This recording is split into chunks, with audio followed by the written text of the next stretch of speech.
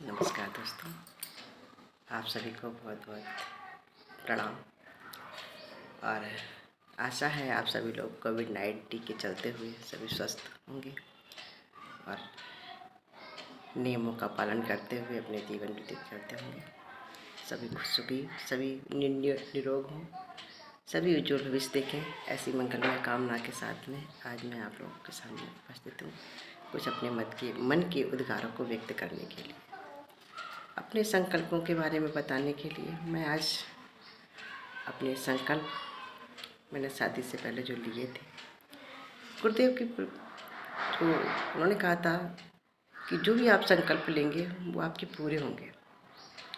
मुझे इस समाज में घृणित एक दहेज जो दानव हमारा है उसको लेकर के मैं बहुत चिंतित रहती थी। शादी से पहले बहुत परेशान रहती थी, क्योंकि उस समय भी शादी से पहले दहेज एक ऐसा दानव था कि व्यक्ति को जीने नहीं देता था, लड़कियों को जीने। और आज भी है कि आज भी वो दहेज रूपी दानव हमारे बेटियों को आगे बढ़ने के लिए रोड़ा बनता है। और उसके लिए जो वो करना चाहती हैं, मैं उन उच्च वर्गीय बालिकाओं की बात नहीं करती हूँ, मैं उन निम्न वर्गीय बालिकाओं की बात करती हूँ, बेटियों की बात करती हूँ जिनके माता पिता के पास पैसे नहीं होते, जिनके पास धन एकत्र करने की क्षमता नहीं होती है। मैं उन बेटियों के बारे में बात करती थी। मैं भी एक मध्यम परिवार की से थी। मेरे पिताजी पोस्ट ऑफिस में सर्विस करते थे और इतनी उनके पास आमदनी नहीं थी, क्योंकि हम 4 भाई बहन थे। 4 भाई बहन हमारे सभी पढ़ते लिखते थे। 2 भाई मेरे हमसे छोटे, दीदी हमसे बड़ी।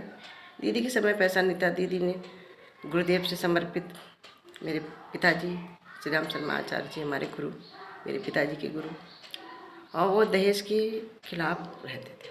उनका दहेज नहीं दे। उन्होंने मेरी दीदी की शादी भी बिना दहेज के ही क्रिया में यज्ञ हुआ था, और उस यज्ञ में नौकुंडी यज्ञ में दीदी की शादी कर दी थी 5 फूलों से बिना दहेज के थी।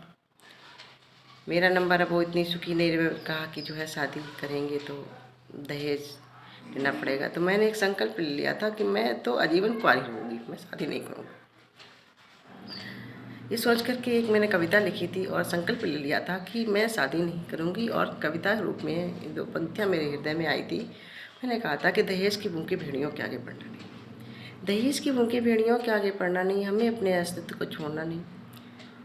ऐसा नहीं शादी नहीं होगी, शादी होगी भेड़ियों से नहीं मगर इंसान से होगी। शादी होगी मगर भेड़ियों से नहीं मगर इंसान से होगी। दहेज की ऐसी चली हवा, मनुष्य को मनुष्य से बना दिया है गिद्ध, जो कि नोच नोच खाए हमारे तन बदन को। देखे सारा समाज खड़े हुए तमाशे को, ऐसे भेड़ियों को आज करना समाप्त होगा, नहीं कर सके तो राष्ट्र का विनाश होगा। मैं ये कुछ पंक्तियाँ मंच पर भी बोल दिया करती थी। पिताजी के साथ में जाती थी। पिताजी मेरे कवि थे, कविताएँ लिखते थे, कवि सम्मेलन में जाया करती थी। तो कुछ नहीं, कुछ अपने मेरे संकल्प जो आते थे मैं उनको बोल देती थी। फिर मैंने संकल्प ले लिया शादी। तो उस समय मन बहुत ही विचलित होता था कि अब बताओ, मैंने संकल्प ले लिया, मैं सबसे बता दी और दहेज के बिना शादी नहीं होगी। मैंने कहा नहीं, मैं कुंवारी रह लूँगी, मगर मैं शादी जो दहेज मांगेगा मैं उससे शादी नहीं करूँगी। मेरे पिताजी ने एक जगह एक रिश्ता देखा मेरे लिए। लड़का इंजीनियर था, ऑफिस जाता था। पिताजी ने कहा कि आप पिताजी से कहा कि आप जो है ना मुझे गाड़ी दे दीजिए, पहले मैं जाया करूँगा ऑफिस गाड़ी से। वो मेरे पास, मेरे पिताजी को तो कुछ ऐसा थोड़ा इंतजाम कर रखे थे। बोले सोचे थे कि दे देंगे गाड़ी, क्योंकि बिटिया को, छोटी बिटिया है ये और इसकी शादी कर देंगे। और बड़ी बिटिया बहुत दुखी, बिना दहेज के किए तो वो सुखी नहीं है, उनके मन में था। मगर मैं संकल्प ले चुकी थी। मैंने कहा था मैं शादी तो नहीं करूँगी मांगने वाले से। मेरे दिमाग में वो मेरे मतलब आवाज़ आ गई, मेरे कानों तक वो आ गई कि वो लोग गाड़ी मांग रहे हैं। मैंने कहा नहीं, मैं ये शादी नहीं करूँगी, इसको मेरी ज़रूरत नहीं, गाड़ी की ज़रूरत है। मैंने पूरा संकल्प ले लिया। और उसके बाद में वो लोग बहुत चाहते रहे, मेरे पिताजी से कहते रहे कि आप शादी कर दीजिए, मैं दहेज नहीं लूँगा, कोई मांग नहीं। मेरे भैया ने कह दिया। मैंने कहा नहीं, वो शादी मेरी टूट गई, मैंने वहाँ शादी नहीं की, क्योंकि मेरा संकल्प था। फिर उसी बीच में बसंत पंचमी का पर्व था। बसंत पंचमी को मैं वहाँ से आई शक्तिपीठ से यज्ञ करा कर, फरुखाबाद शक्तिपीठ। घर पे आई तो मेरे चाचा जो यहाँ पर मेरे ससुर जी इस समय हैं, वो घर पे बैठे हुए थे। मेरी माँ ने कहा कि आप जाओ अंकल जी आए हुए हैं, उनको चाय दिया। मैं बैठी वहीं से आई, मैं चाय दे आई और चाय देने के बाद में मैं सीधे जो है ना उनको नमस्कार की, नमस्ते की, बोले बेटा बैठो बैठो। मैं बैठ गई वहाँ पर। बैठ करके उन्होंने हमसे जो है थोड़े क्वेश्चन किए, मैंने क्वेश्चन उनको बता दिए। बोले मैंने सोचा आप कविता लिखती हैं। मैंने कहा कविता है क्या, मैं कुछ कविता विता नहीं लिखती, एक थोड़ा सा गीत लिखा है, मुझे तो कोई गाना वाना आता नहीं है, गुरुदेव के गाने गाती हूँ।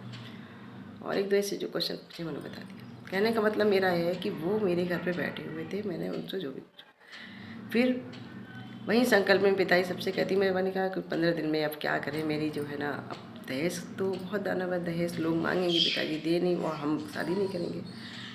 तो वो अंकल जी बैठे, मैंने कहा देखिए शादी के मुझे पता भी नहीं था ये शादी के लिए आए हुए हैं, कैसे आए। मैं उनको दे दिवा के बैठ गया। विश्वास करिएगा वो संकल्प शक्ति मेरी ऐसी थी कि उस दिन से जिस दिन मैंने ये कविता लिखी थी उसके 15वें दिन मेरी 15 दिन तक मेरी शादी हो चुकी थी। 15वें दिन में 15 दिन के अंदर। और दहेज की बाद में मेरे जब तिलक करने के लिए मेरे पिताजी यहाँ आने वाले थे, तब मेरे पिताजी ने फ़ोन किया कि भाई साहब आपके यहाँ कैसी, क्योंकि सीतापुर में और फरुखाबाद में काफ़ी डिफरेंस है कुछ संस्कारों का, कुछ कर्मकांडों का। तो कर्मकांड में उन्होंने कहा कुछ चाहिए हो विशेष कुछ तो बता दीजिए। तो मेरे यहाँ के जो मेरे ससुर जी थे, मेरे पापा थे, उन्होंने कहा कि आप भाई साहब आप कुछ मत लेकर आइए, आप सिर्फ आप आ जाइए यहाँ पर और संस्कार कर दीजिए आकर, जो एक तिलक का होता है। मुझे बहुत खुशी हुई, मुझे लगा कि वास्तव में भी संकल्प में इतनी शक्ति होती है। विश्वास मानिए कि वो संकल्प मेरा पूरा हुआ। मेरे यहाँ से एक पैसा नहीं, मेरे तुलसीराम चाचा जी लखनऊ में सचिवालय से रिटायरमेंट है, उन्होंने भी एक चीज़ की डिमांड नहीं की और मेरे पापा ने भी कुछ नहीं, यहाँ से कुछ किसी ने एक पैसा नहीं मांगा। और मैं यहाँ सीतापुर डिस्ट्रिक्ट सिदौली स्तर पर सबसे संपन्न परिवार में मेरी शादी हो गई। ये क्या था, ये गुरुदेव का चमत्कार था, मेरी संकल्प शक्ति थी। और मैं ये चाहूँगी अगर हर बेटी एक संकल्प ले ले और संकल्प के बल पर कुछ ना ऐसा कोई कारण नहीं धरती पर जो वो कर ना सके। और मेरा विश्वास है अगर आप सारी बहनें सारी बेटियां मेरी संकल्प ले लेंगी तो निस्संदेह ये दहेज रूपी दानव जो आजकल सबको मारता चला जा रहा है, हमारी बेटियों को खलता चला जा रहा है, सब इसके गर्त में गिरती चली जा रही हैं, वो सब बच जाएंगे। आप योग बनिए, आप सचेत बनिए, अपने पैरों पर खड़ी होइए और समाज में अपने आप को एक प्रतिष्ठा बनाइए। जब आप अपनी प्रतिष्ठा बनाएंगे तो आप स्वयं आपके पास लोग दौड़े चले आएंगे। और मेरे लिए भी रिश्ते आते हैं, अपने आप लोग मांगते थे जब करते थे, मगर वही बात में दहेज नहीं। दहेज एक ऐसा दानव है कि व्यक्ति को इसको अंदर से खोखला बना देता है। अपने माँ बाप जिंदगी भर दहेज मांगने वाले की अभिलाषाएं कभी पूर्ण नहीं होती हैं, वो जिंदगी भर कुछ ना कुछ मांगते रहते हैं। विश्वास रखिए मेरे इस परिवार में, जिस परिवार में मैं शादी करके आई हूँ, इस परिवार ने कभी मेरे से कभी एक पैसे की एक लालसा नहीं की इन लोगों ने कि आप एक पैसा आप अपने मैके से लेकर आइए। ना कभी तेज, ना त्योहार, ना कुछ, वहाँ से जो आ गया वो खुश हो गए। और नहीं तो कभी नहीं कहा कि आपके यहाँ से ये चीज़ नहीं आती किसी के लिए। मेरे लिए ही नहीं, इस घर में जितनी भी बेटियाँ आई हैं, जितनी भी बहुएँ हैं, सबके लिए यही है। तो मैं कहती हूँ ऐसा परिवार आप संकल्प बल पे मिलता है, ऐसे किसी और को नहीं मिलता है। बेटियों सभी लोग आप संकल्प लें और निस्संदेह आप सभी को ऐसा परिवार मिलेगा जहाँ सारी सुख सुविधाएँ सब कुछ मिलेगी। मगर अपने गुरु, अपने इष्ट, अपने माता पिता सबके प्रति श्रद्धावान रहिए, निष्ठावान रहिए, अपने प्रति ईमानदार रहिए। निस्संदेह धरती की कोई भी शक्ति आपको रोक नहीं सकती है। आप जिस मंजिल पर जाएँ आप वहाँ पहुँच सकते हैं। ओम शांति। आज की बात शांत, अगर अच्छा लगे तो प्लीज़ इसको अपने जीवन में उतारिए और ये दहेज रूपी दानव को समाप्त करने में निर्माण योजना परम पूज्य गुरुदेव के सपने को साकार कीजिए। ओम शांति।